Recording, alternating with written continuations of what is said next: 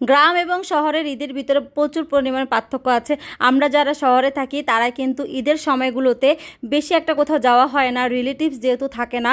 তো সেই ক্ষেত্রে আমরা হয়তো একদিন ঘুরতে যাই বা ফ্যামিলিকে নিয়ে কিছুটা সময় কাটাই বা একটু খাই, গল্প করি, এতটুকুই। আসসালামু আলাইকুম। ঈদের চতুর্থ দিনের একটি ব্লগ নিয়ে চলে আসলাম। কেমন আছেন সবাই? আশা করছি সবাই ভালো আছেন।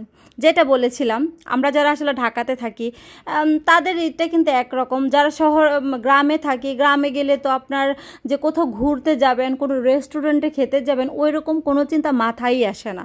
দেখা গেছে এই আত্মীয় স্বজনের বাসায় দাওয়াত, এর বাসায় দাওয়াত, মানে দাওয়াত খেতে খেতে বা যারা আছে আত্মীয় স্বজন সবার সাথে কথা বলতে বলতে দিনগুলো যে কীভাবে চলে যায়। আর ঢাকা শহরে তো নিজেরা একা থাকি, হয়তো বা কোনো আত্মীয় স্বজনও থাকে না, থাকলেও দূরে থেকে যাওয়া হয় না।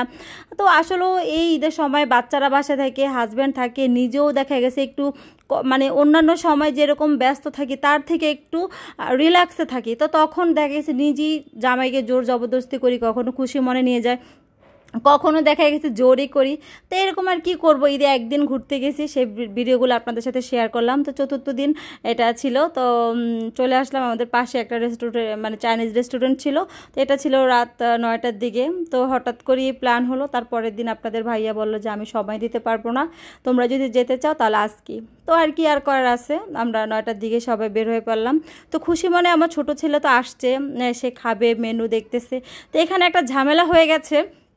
বড় ছেলেকে বললাম, বাবা তুমি কি খাবে দেখি, তোমার আর সানবির মানে পছন্দ অনুযায়ী আজকে খাবার অর্ডার দিব। তো বড় ছেলে তো ঠিকঠাক মতো দিছে, ছোটোটা একটা উল্টাপাল্টা, মানে আমরা তো ডিনার করব, ঠিক আছে, তো ফ্রাইড রাইস বা এই টাইপের, সে দিয়েছে চাউমিন। এখন চাউমিনটা আমরা কেউ নিতে চাচ্ছি না, কারণ চাউমিনটা খেলে তার কিছু খাওয়া যাবে না। এখন ওর কথা হচ্ছে, ভাইয়া যেটা বলছে সেটা নিতে পারছো, আমি যেটা বলছি সেটা কেন নিবা না। এখন এটা নিয়ে তার মন খারাপের কোনো শেষই নাই।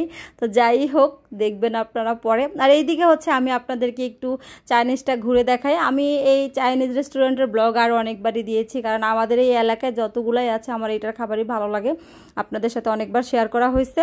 তো এই তো স্যুপ চলে আসছে। আর ওই যে দেখেন তার মন শুধু খারাপ, মানে সে একটু পরে দেখবেন তার এক্সপ্রেশন বা মানে তার চেহারাটা কী অবস্থা হয়। তা আসলে মানে এই চাইনিজে গেলে খাবারের জন্য বসে থাকাটা অনেক মানে একটা বিরক্তিকর। তো যাই হোক, এই পিক তুলি, ভিডিও করে, ওটা করি, সেটা করি, গল্প করি, এই করতে করতেই সময় চলে যায়। আর স্যুপটা সবসময় বরাবরই একটু স্বার্থপরের মতো আমি নিজে আগে নেই, কারণ আগে নিলে কিন্তু লাভ আছে, মাংস টাংস একটু বেশি পাওয়া যায়।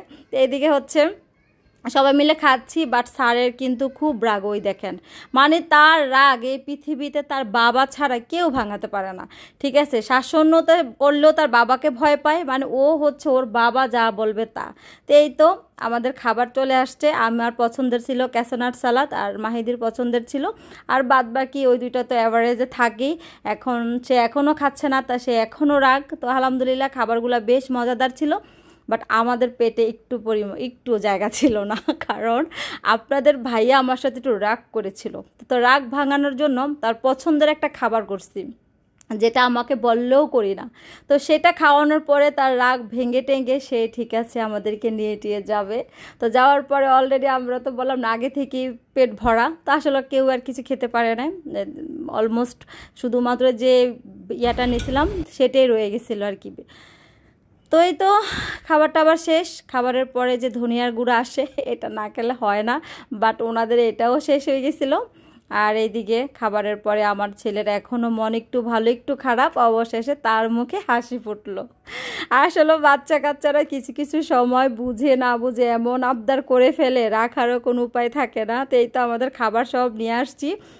কেমন লাগলো আপনাদের কাছে ব্লগটি? আজকে কিন্তু খুব শর্ট একটা ব্লগ নিয়ে আসলাম। ব্লগের ভিতরে অবশ্যই কোনো ভুল ত্রুটি হলে ক্ষমা সুন্দর দৃষ্টিতে দেখবেন।